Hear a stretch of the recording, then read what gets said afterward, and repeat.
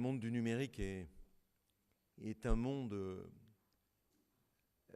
extraordinaire parce que il a bouleversé les usages déjà.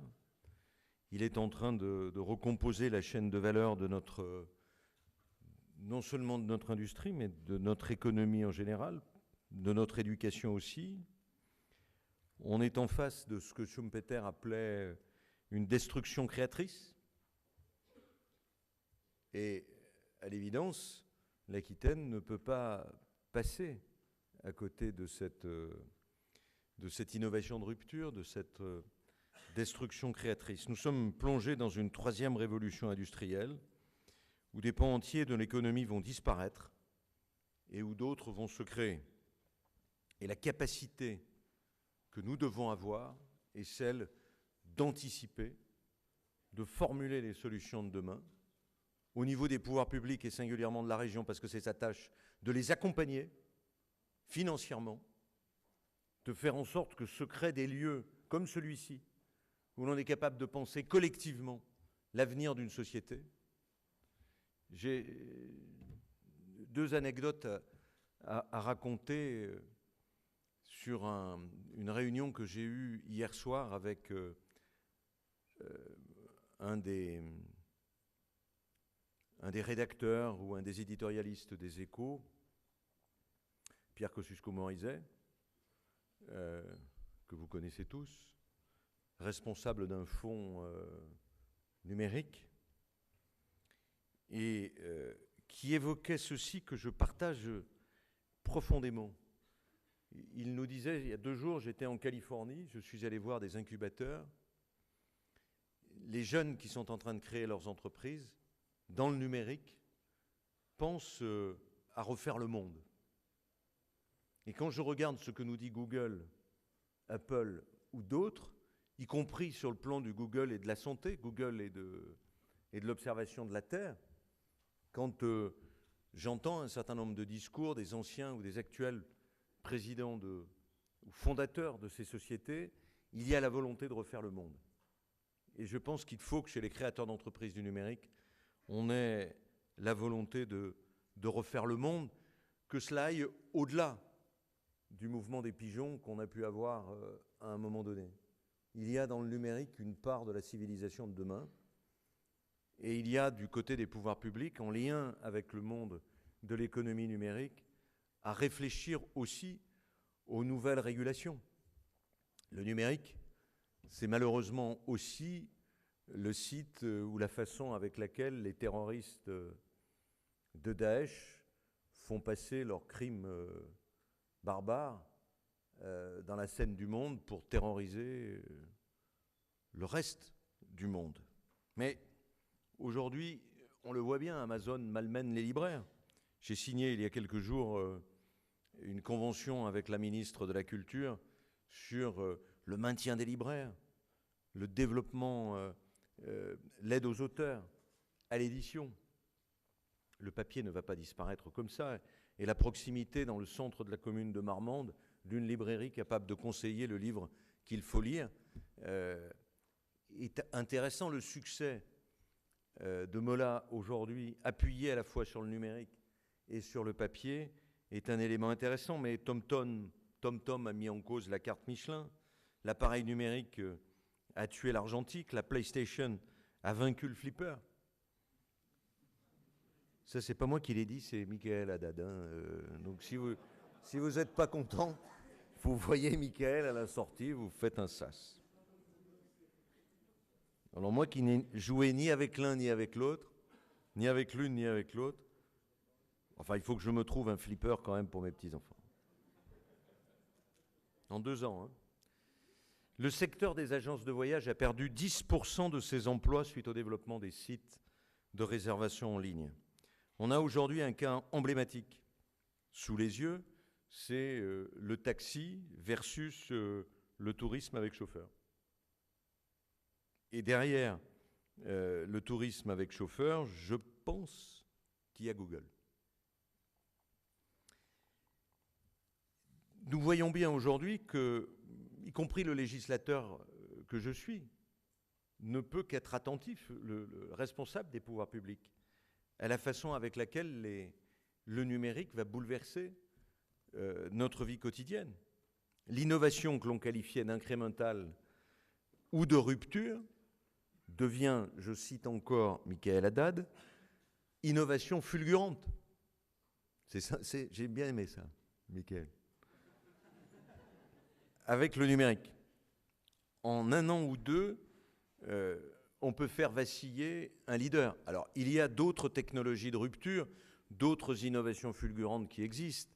Je pense aux technologies dites additives qui vont fabriquer des pièces à partir de poudre plutôt qu'à partir de fonderie dans d'autres domaines. Mais là, on est vraiment au cœur d'un défi qui bouleverse la chaîne de valeur. Il devient tout d'un coup possible de vendre un produit à l'autre bout de la planète sans y avoir une localisation physique, en s'appuyant sur les grandes plateformes d'e-commerce. C'est une formidable opportunité pour ces discounts, par exemple, et on a la chance d'avoir ces discounts ici et d'autres sites, mais en même temps, un risque pour l'ensemble du monde du commerce. Et ce problème s'adresse aussi aux fabricants de foie gras du Périgord, qui ne peut pas aujourd'hui commercialiser s'il ne s'inscrit pas sur un site numérique et s'il n'a pas une adresse numérique. Comme toute nouveauté, ces technologies non maîtrisées peuvent faire peur. C'est aujourd'hui le débat de la big data, mais c'est à l'aune de leurs bénéfices qu'il faut les évaluer. La promesse des villes, par exemple, et des systèmes de transport intelligents, nous aurons bientôt un grand colloque, je crois que c'est l'année prochaine, je ne sais plus, ne sera tenu que si chaque individu accepte de lever le voile sur une partie de ses données privées lors de ses déplacements. Moi, j'avoue qu'à titre personnel, chaque fois que ma voiture me met « acceptez-vous de dire où vous êtes ?» je mets « non ». Mais je sais que Jean-Bernard Gilles accepte, lui, de dire partout où il est. En échange d'un bénéfice pour la communauté. La fluidité du trafic, la sécurité, la pollution. Il en va de même sur le sujet de la gestion efficiente de notre système de soins, qui passe par la dématérialisation du dossier médical, mais pose la question non seulement de l'accès aux données, mais de la sécurisation de ces données.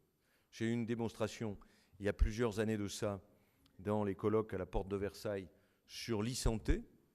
Lorsqu'on voit ce qu'on est capable de mettre, imaginez le médecin, sans vous faire des détails macabres, qui met avec son iPhone ou son portable, qui prend une photo de la plaie, etc., du malade, qui l'inscrit dans le dossier médical, et que ce dossier médical puisse être percé par la banque ou par le chef d'entreprise. Donc il y a tout un travail que nous menons aussi ici même à Bordeaux, à travers l'INRIA, à travers toutes les structures, sur la sécurisation des données. Et nous serons constamment en phase de compétition entre la sécurisation des données et l'augmentation des données. C'est la même chose qu'entre le dopage et la détection du dopage. Je n'oublie pas non plus l'innovation pédagogique, où le numérique a sa place, comme nous l'avions entendu lors de Novact, avec Pierre Dubuc et sa start-up Open Classroom, par exemple. Aujourd'hui, cette théorie de l'école inversée, grâce au numérique, ce qui se passe dans les universités américaines qui mettent à disposition gratuite les cours en ligne, va bouleverser d'une certaine manière, y compris les études de médecine. Moi, j'essaye aujourd'hui de faire en sorte que la préparation de la première année de médecine puisse pas simplement se passer ou se préparer à Bordeaux, à côté de Pellegrin, mais se préparer aussi à Périgueux ou à Pau, puisque les cours sont donnés sur écran, pour peu qu'on ait un environnement avec les médecins du secteur et les hospitaliers du secteur qui accompagnent ou qui parrainent les élèves. Notre expertise dans le secteur du numérique est reconnue, comme en témoigne la récente sélection du projet aquitain XL-ENS pour Land Espace Numérique de Santé sur l'appel à projet territoire de soins numériques, qui va avoir 10 millions d'euros du grand emprunt. Ce projet prévoit la création d'une plateforme territoriale d'information et d'orientation au cœur du dispositif entre le domicile, les professionnels, l'hôpital. Elle couplera des coordinateurs de proximité et des bouquets de services numériques. C'est la labellisation French Tech obtenue après le travail que nous avons fait, en fait, que vous avez fait. que ce soit sur Bègle ou que ce soit dans toutes les actions que mène le Conseil régional pour accompagner la filière numérique, tant en termes de recherche qu'en termes de transfert, c'est Cathy. C'est Cathy, et je sais que le séminaire que Cathy a organisé ce matin ou cet après-midi a été suivi par plus de 130 personnes. C'est un des rôles des pouvoirs publics d'avoir créé ce centre de transfert, cet opérateur singulier qui transmet la recherche, transmet l'innovation jusqu'à la création d'entreprises. Nous ne le faisons pas que sur le numérique, on le fait sur les matériaux composites, on le fait sur l'optique et les lasers, et c'est une singularité de la région Aquitaine. J'oublie pas non plus que la région Aquitaine dispose de 50%, à peine moins, de l'e-santé, des industries d'e-santé. C'est donc avec beaucoup de sérénité que hier, la deuxième anecdote, j'ai entendu une personne du numérique me dire « Mais aujourd'hui, il y a un problème en France, c'est qu'on devrait tout concentrer sur Paris. » Je vous mens pas, hein.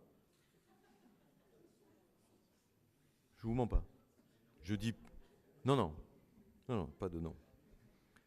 Me citant un exemple d'Anglette, une entreprise d'Anglette qui était venue à Paris chercher une levée de fonds, et les fonds disant mais quelle est la gouvernance d'Anglette? J'ai trouvé que c'était assez la gouvernance d'Anglette. Bon, ça s'est mal passé aux élections municipales, mais étonnant. Étonnant de voir qu'aujourd'hui, une partie de votre monde du numérique, de certains fonds numériques, se disent, si on veut concurrencer Berlin ou New York ou la Californie, ça ne se passe qu'à Paris. Alors bien entendu, j'ai argumenté ce que je vous disais sur les 50% de l'e-santé, sur la capacité de l'initiative collective et collaborative que nous avons entre la région et votre secteur d'activité, parce que nous savons aussi tout bêtement que le monde du numérique, c'est pas le monde du numérique pour lui-même, ce peut être le monde du numérique pour lui-même, mais c'est le monde du numérique pour transformer l'usine de demain, pour transformer l'activité pour demain. Sur le site de la Traîne, dont nous avons fait un lieu, je crois, assez magique de formation à la maintenance aéronautique, nous développons à marche forcée les serious games pour apprendre à démonter un train d'atterrissage ou un avion, à réparer des pièces métalliques ou des pièces composites. Et que ça change, nous changeons en avançant un processus éducatif en l'expérimentant dans des parcours de réussite d'élèves venant souvent de milieux modestes. Et puis, il y a aussi le fait, et ça m'a été dit à diverses reprises, que le monde du numérique ne se laisse pas attraper par quelque zone d'activité que ce soit. Le monde du numérique, pas simplement le logiciel libre, a besoin de la liberté. Il a besoin de fonds, il a besoin d'appui technologique et scientifique, mais il a aussi besoin de liberté. C'est la référence que je faisais tout à l'heure à cette notion de refaire le monde, de refaire l'école, de refaire la santé. Regardez ce que veut faire Google.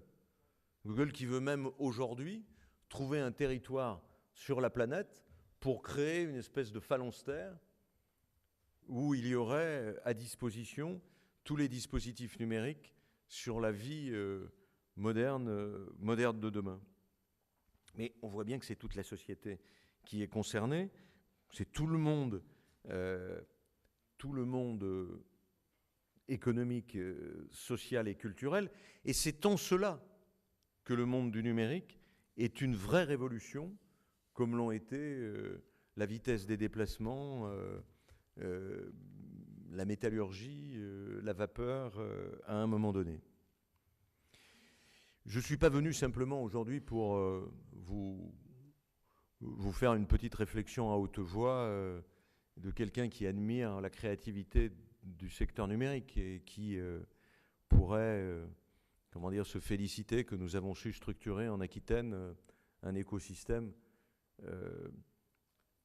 même si d'autres ont essayé d'en tirer tel le coucou les fruits. Non, c'est pas ça. Je veux aussi, enfin, faire passer quelques messages quand même. Je veux aussi vous annoncer une ou deux choses. D'abord, que nous allons lancer un grand appel à manifestation d'intérêt numérique pour 2015, où vous allez tous être embarqués, si j'ose dire. Il sera doté d'une enveloppe de plusieurs millions d'euros pour des projets collaboratifs sur toutes les thématiques portées par Digital Aquitaine, qui sera l'opérateur du processus de labellisation des projets. L'e-santé, le commerce connecté, la géolocalisation, les villes et transports intelligents, le numérique pour l'énergie, les usages innovants des données, les systèmes complexes, l'Internet des objets. Extrêmement ouvert. Cet appel à manifestation d'intérêt devrait accompagner la montée en puissance du numérique en Aquitaine. Les modalités pratiques seront dévoilées courant janvier et il y aura un bonus pour les projets interfilières pour insister à la fertilisation croisée. Et il y a une autre idée qui m'a été suggérée par une entreprise qui ne vient pas du monde du numérique d'ailleurs. Nous allons lancer dans quelques semaines de ça un projet de type dont j'ai ramené l'idée de Californie et d'Israël. Vous savez qu'Israël a mis en place un dispositif qui s'appelle Startup Nation. Comme Israël ne joue pas sur son marché, son hinterland, pour des raisons bien connues, Israël a créé un écosystème fabriquant des startups, notamment à partir des jeunes, des meilleurs jeunes qui sont dans les armées.